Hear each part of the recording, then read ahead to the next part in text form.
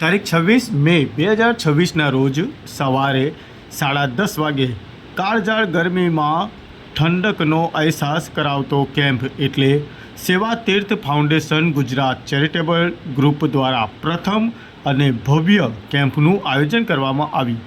મહેસાણા સહિત સમગ્ર પંથકમાં ગરમીનો પારો ઉચક્યો છે, તેવામાં 40 થી 42 ડિગ્રી ગરમીમાં ઠંડકનો અહેસાસ કરાવતો કેમ્પ એટલે સેવા તીર્થ ફાઉન્ડેશન ગુજરાત। મહેસાણાના માનવ આશ્રમ ચોકડી પર રાહદારીઓને ગરમીમાં ઠંડકનો અહેસાસ કરાવવા માટે અને 40 થી 42 ડિગ્રી ગરમીમાં રાહત મળે તે માટે ઠંડી છાશનું નિઃશુલ્ક વિતરણ કરી સેવાનું ઉત્તમ ઉદાહરણ જોવા મળ્યું।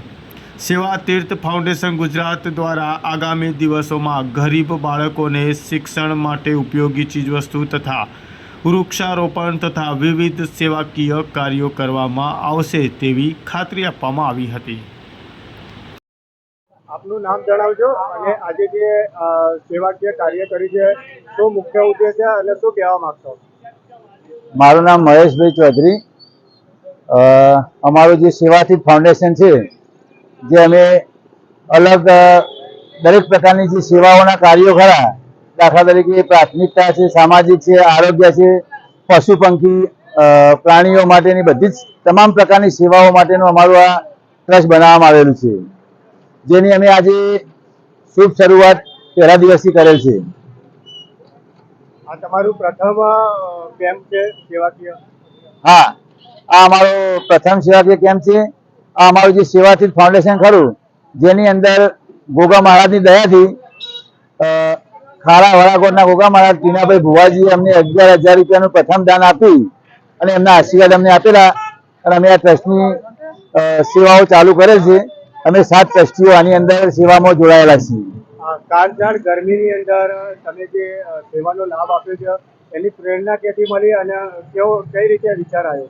બસ અમે અમારો આજે ટ્રસ્ટ બનાવવાનો અમે જે 7 ટ્રસ્ટીઓ ભેગા થઈને વિચાર કર્યો, એટલે અમને એવું થયું કે પહેલા આપણે અત્યારે સૌથી વધુ પરિસ્થિતિ ગરમીના કારણે લોકો બિચારા ત્રાહીમામ પોકાતા હોય, તો આપણે એમને કંઈક એવું ઠંડુ પડી અને ઠંડક આપીને આપણા કાર્યની શરૂઆત કરીએ।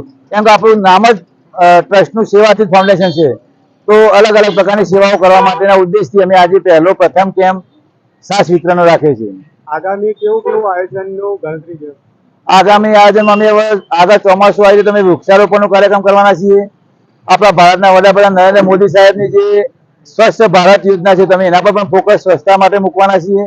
અમે પશુ પંખીઓ માટે દાણા નાખવાના, કીડીઓ માટે નગરો પૂરવાના, વત્તા વૃક્ષારોપણ અને અલગ અલગ ગામોમાં અમે દવાઓના કેમ્પ કરવાના છે, જેની અંદર થાઇરોઇડના ટેસ્ટ થશે મફતમાં, ડાયાબિટીસના કેમ્પ થશે, બીપી બધા જ વસ્તુના અમે ફ્રી ઓફ ટેસ્ટ પણ કરી આપીશું અને દવાઓ શક્ય હશે એટલી પ્રોવાઈડ કરાવીશું ગરીબ લોકોને।